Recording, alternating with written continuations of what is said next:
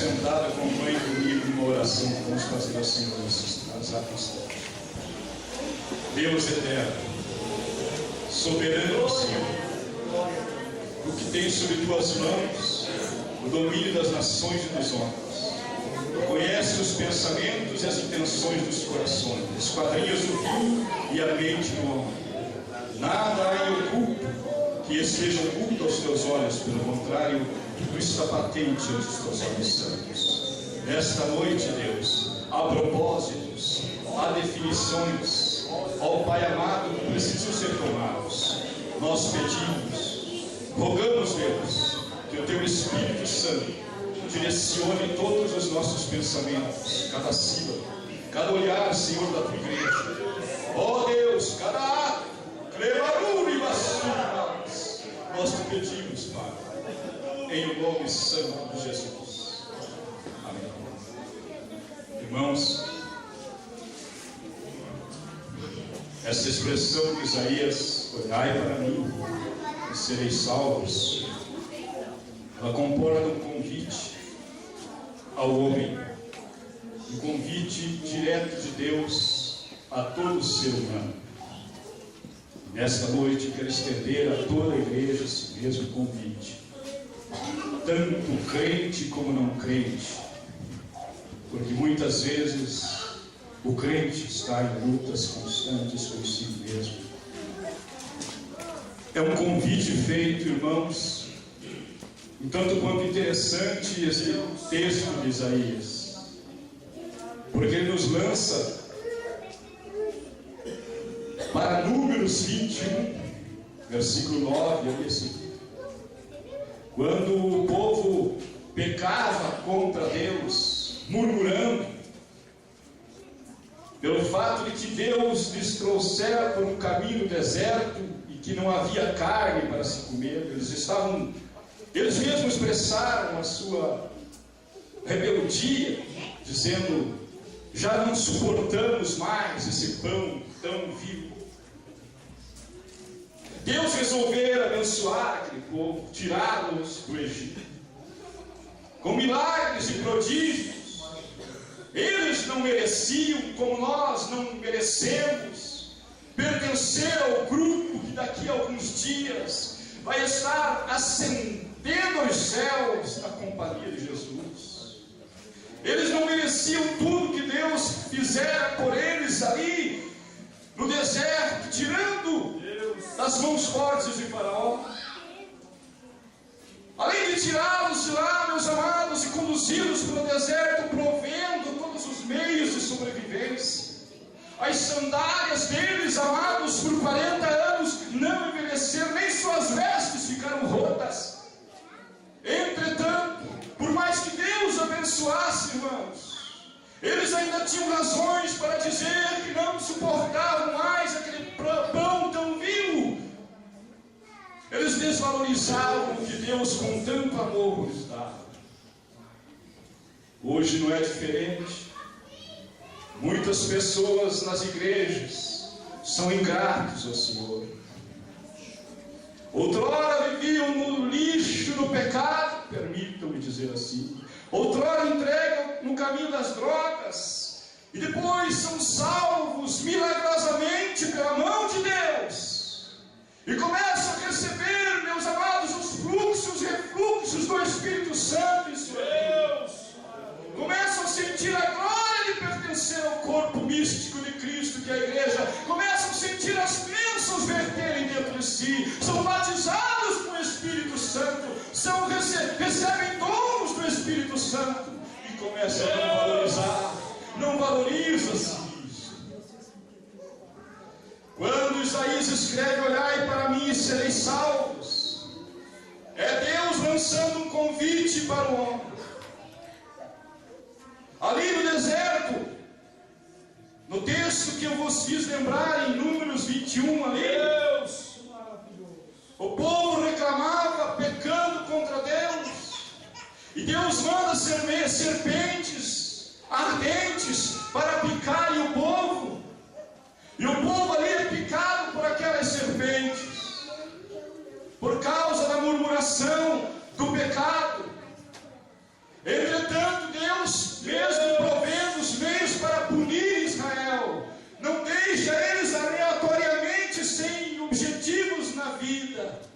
mas pelo contrário, quando o povo vê que Deus pesou a mão sobre eles, correm para o homem de Deus: Moisés, Moisés, olha o Deus poderoso para dar umas fim nesta situação. O povo está morrendo picado por essas serpentes.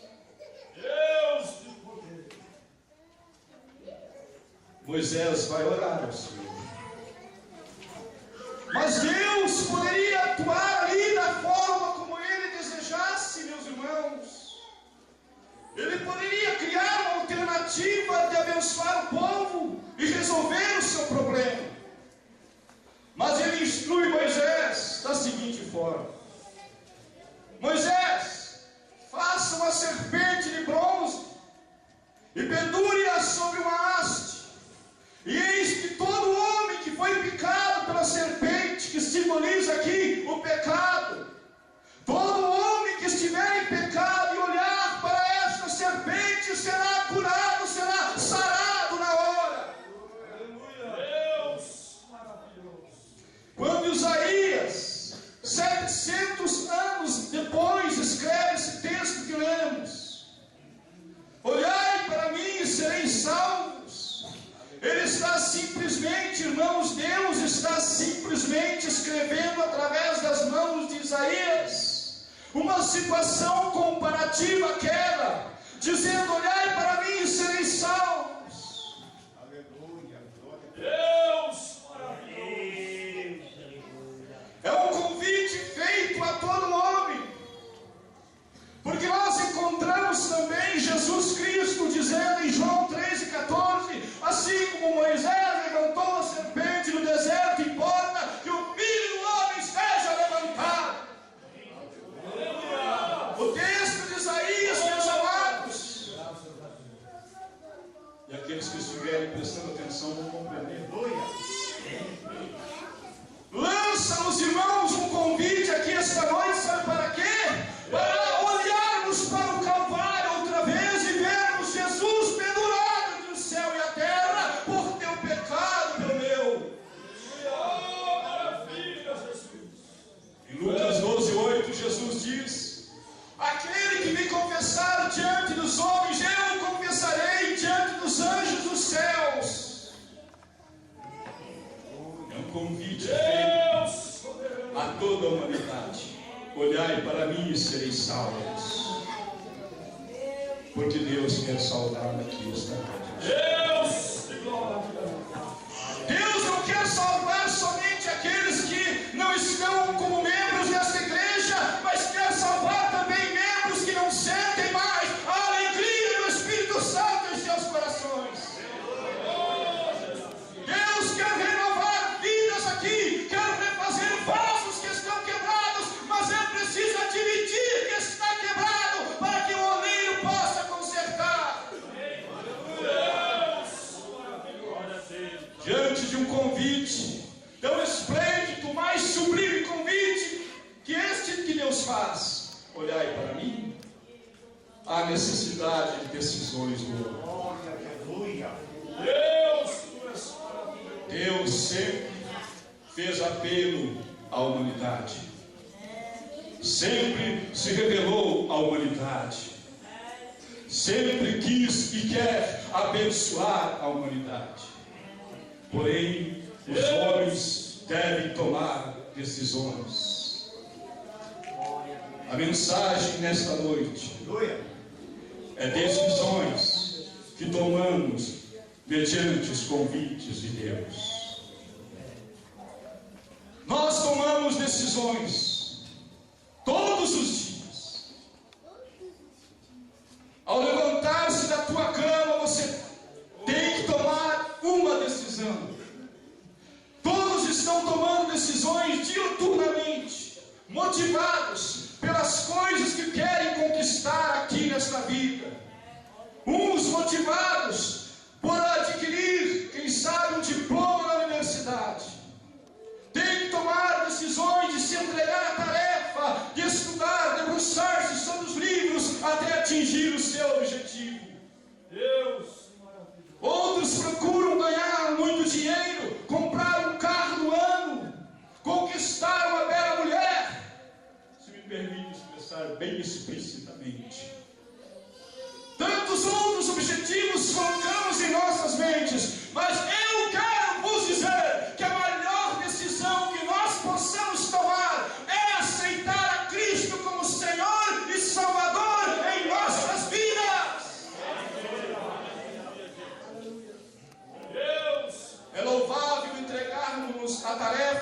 adquirirmos um diploma na universidade. É louvável, amados irmãos, querer conquistar os píncaros da escada ministerial.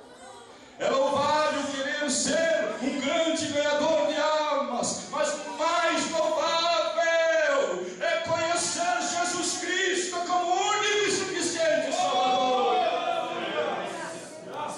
E João 7,38 diz: aquele que crê em mim, como diz a Escritura, rios de água viva fluirão do nosso interior. Rios de água viva.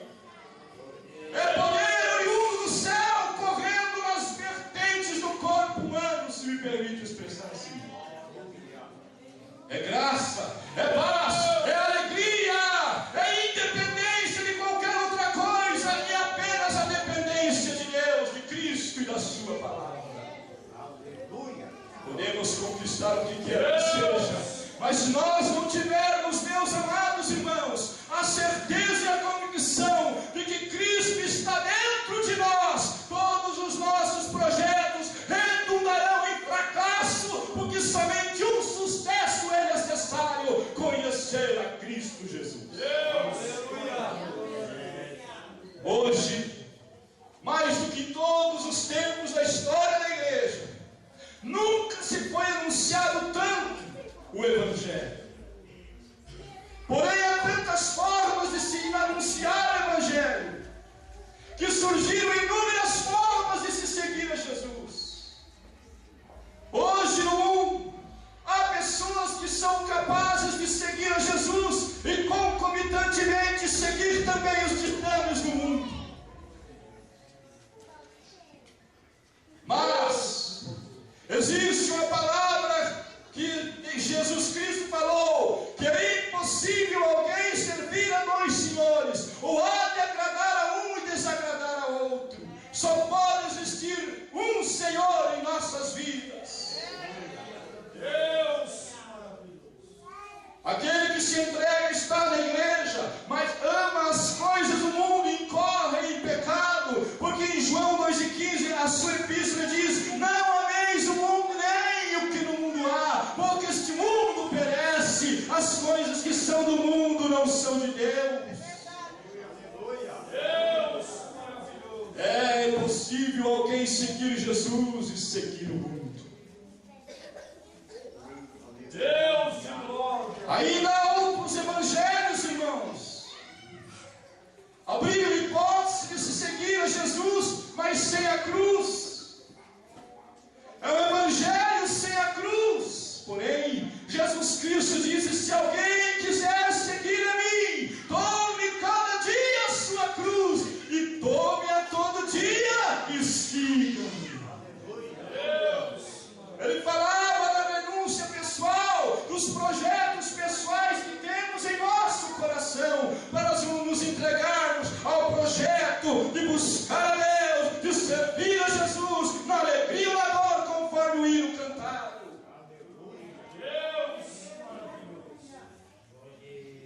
Muitos tomaram essas decisões de seguir a Jesus e concomitante o mundo. Outros preferiram o Evangelho sem a cruz. Não há sofrimento nesse Evangelho, só prosperidade, só bênçãos, só se busca as bênçãos e não o dono da bênção.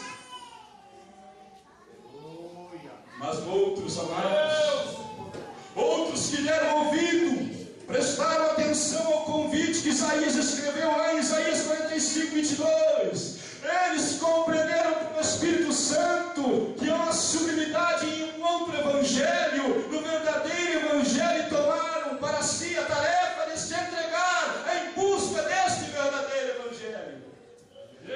Este verdadeiro evangelho, minha amiga que aqui está, meu amigo, que hoje, quem sabe, desejarás tomar a decisão por Cristo, não te oferece um mar de rosas, te oferece sim uma glória de Cristo em tua vida, que você não dependerá de drogas, de alegrias passageiras, de álcool ou de qualquer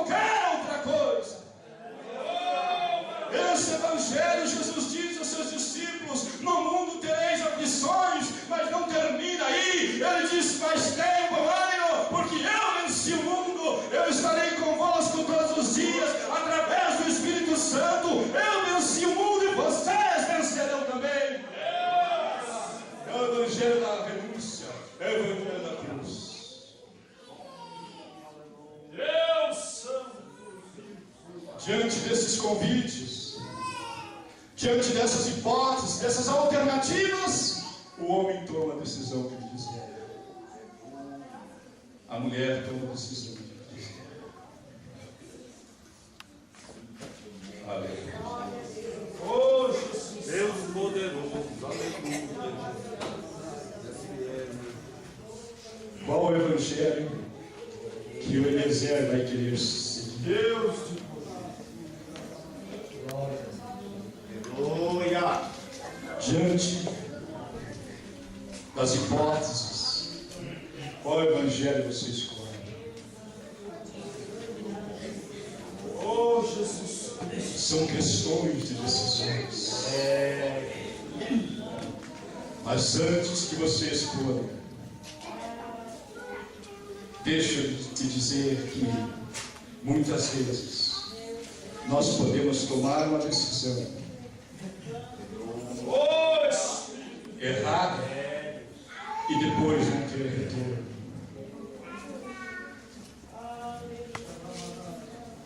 Decisões nós tomamos todos os dias, como disse a princípio. Às vezes erradas, às vezes acertadas. E diante do evangelho anunciado também tomamos decisões ou acertadas ou erradas. Deixe-te dar um exemplo bíblico de uma decisão tomada errada. Quando Jesus estava sendo julgado, e ali, conforme os costumes do povo, o imperador poderia oferecer uma escolha para o povo de quem eles deveriam fazer livre naquele dia. E colocaram a hipótese: ou Cristo morre e fica livre Barrabás, ou Barrabás morre e vocês deixam livres de Cristo, que se chama Filho de Deus. A quem vós deveis escolher aqui? Foi a proposta para o povo. Barrabás, meus amados, simboliza o mundo. Jesus simboliza o céu. O povo preferiu Barrabás. Pilatos ainda tentou mudar a situação, mas eles insistiram: soltem-nos Barrabás. Pilatos ainda tentando livrar o corpo daquele justo. Ele ainda lança um último apelo ao povo: e a este, que devemos fazer por ele? O povo gritava febrilmente: crucifica-o, crucifica-o. Deixe-me salientar que este mesmo povo que gritava crucifica-o, há bem poucas horas atrás andava pelas ruas de Jerusalém com palmas nas mãos, abrindo caminho para Cristo passar, dizendo: Hosana, Hosana ao que vem em nome do Senhor. Era o mesmo povo, era a mesma turma. Decisões tomadas erradas. Deus soberano. Quando insiste-se para que eles repensem a situação de livrar Barrabás, em vez de livrar o justo Senhor, eles disseram, amados, que o sangue dele caia sobre nós e sobre os nossos filhos. Eles mal sabiam que aquilo se tornou profético até hoje. O povo judeu, não sabendo que o Messias já veio, espera por outro, e este será o anticristo. A culpa caiu sobre aqueles que estavam vivos na época que tomaram essa decisão errada, como toda a geração dos judeus até os dias de hoje.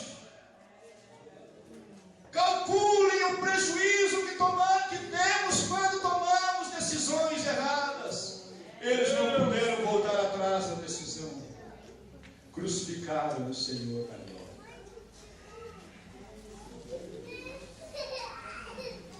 Deus maravilhoso. Mas há na Bíblia exemplo de pessoas que tomaram decisões acertadas. A mensagem é muito simples, não é cheia de retóricas, não é cheia de psicologia para mexer com emoção, não, é direto, é sucinta, é simples. Deus! Houve um jovem que estava por ali pelos 17 anos de idade, na flor da idade, quando os impulsos sexuais e os apelos da emoção estavam afrontando e vivendo dentro dele, como qualquer adolescente jovem naturalmente. Esse jovem, como você, jovem, que vive num mundo que oferece inúmeras formas de prazeres pecaminosos, também teve a sua tentação. Uma mulher que podemos julgar que era muito formosa e atraente, que era embaraçosas para José. Mas o jovem José, o adolescente José, tinha dentro de si implantada a palavra santa de Deus. E através dessa palavra implantada dentro dele, teve forças para repudiar o pecado e seguir a Deus. Deus maravilhoso. Outro homem chamado Moisés, ele que era na corte do Egito, num alto grau conquistado. Deus! Ele vendo o seu povo sofrendo. Em Hebreus está escrito que ele preferiu antes ser maltratado como o povo de Deus do que por um pouquinho de tempo sentir o prazer do pecado. Oh, maravilha, Jesus! Esses dois homens, José e Moisés, Deus! tomaram decisões acertadas, meus irmãos, meus amigos ouvintes, nesta noite.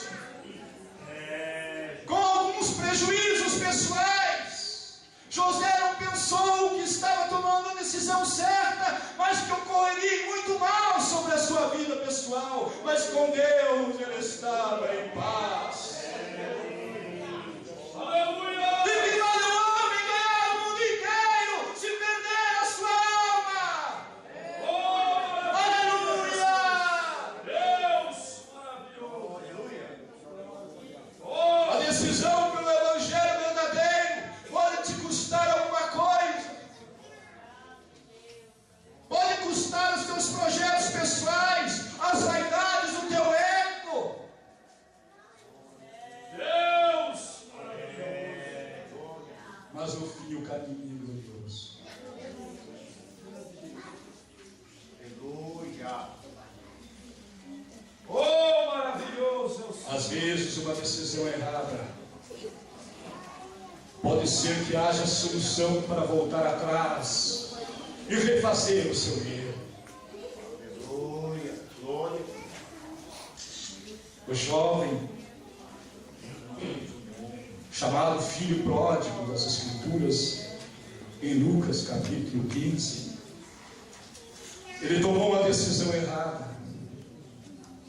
Como alguns filhos dos crentes aqui nesta igreja, possivelmente, que chegaram diante da sua mãe e do seu pai, dizendo: pai, mãe, eu vou deixar a igreja,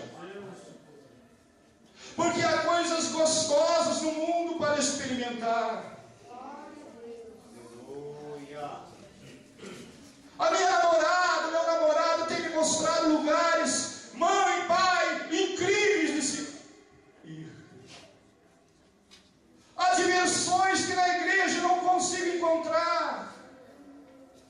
Aleluia. Eu vou para um culto, mãe e pai, mas eu não sinto Deus. Vocês dizem que Deus fala, mas nunca falou comigo.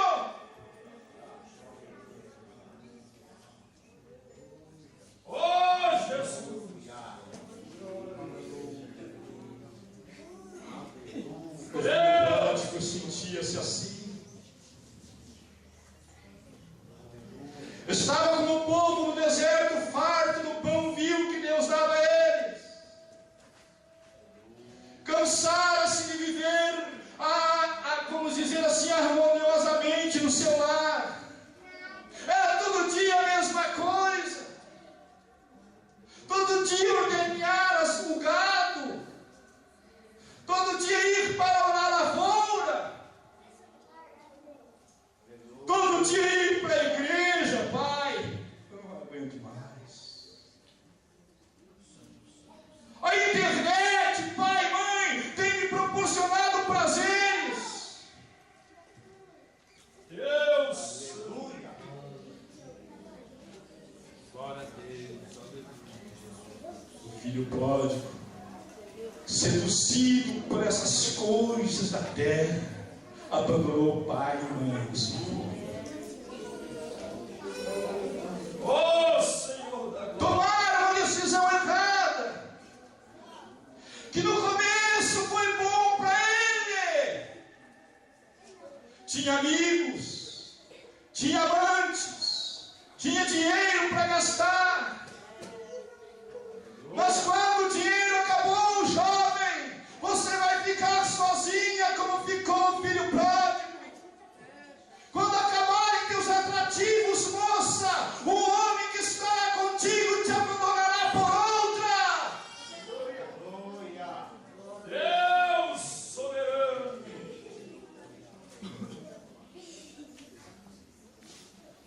Oh, O Jesus. filho pródigo viveu esta experiência.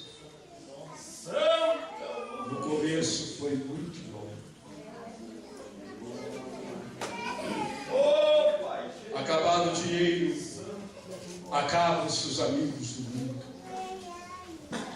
acabam-se as amantes, acaba-se o sonhar, dourado sonho de felicidade humana que todos perseguem sem saber que está em Cristo. O filho pródigo teve da parte de Deus, pela sua misericórdia, uma chance de refazer o seu erro. Quando estava na solidão, vivendo uma vida precária, ele ouve a voz do Espírito Santo e se convence que lá na casa do seu pai ele tinha maior liberdade do que outrora estava vivendo. Então Deus. ele cai em si e descobre que lá sim, na casa do pai, lá na igreja, havia gozo a esse que espera. Deus. Oh, Jesus. Ele se arrepende. Ele diz: eu vou tomar uma decisão agora. Eu tomei errada a primeira, mas nesta segunda eu vou acertar. Eu vou me levantar e irei ter com meu pai. Eu não quero mais viver sob o jugo desse pecado que envenena minha alma dia após dia. Eu quero me ver livre deste pecado. Deus soberano. Para se livrar do pecado, meu amigo, minha amiga, você tem que olhar para a cruz do Calvário, contemplar a agonia de um ser moribundo que morre por teus pecados. Deus.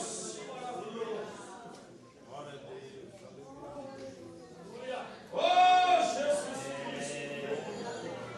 O filho pródigo se arrepende. E a conversão genuína começa pelo arrependimento. Por isso, quando João Batista começa a pregar no deserto da Judéia, à beira do Jordão, a mensagem dele é: arrependei-vos, porque é chegado o reino de Deus. Quando Jesus começa a pregar no seu ministério, a mensagem é a mesma: arrependei-vos, porque é chegado para vós o reino de Deus. Deus maravilhoso. Arrepender-se é mudar de direção, é voltar-se ao contrário do caminho que você está andando, é tomar a decisão por Cristo esta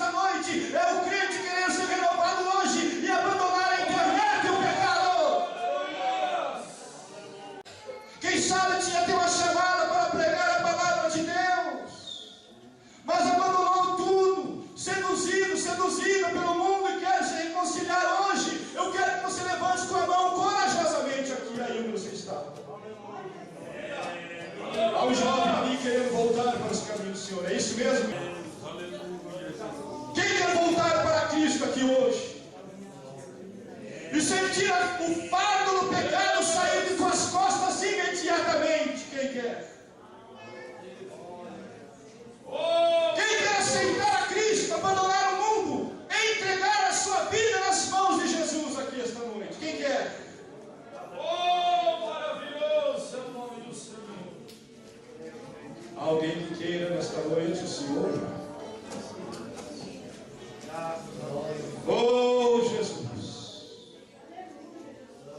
Sabe o que está escrito em João capítulo 1, versículo 12? Diz assim que ele veio para os que eram seus, mas os seus não o receberam. Mas a todos quantos o receberam, deu-lhes o direito de serem chamados filhos de Deus, filhos adotivos de Deus. Deus quer adotar filhos aqui esta noite. Você aceita ou não? Você toma a sua decisão agora. O pecado vai te levar a um abismo sobre abismo, cada dia mais intensamente. Cada dia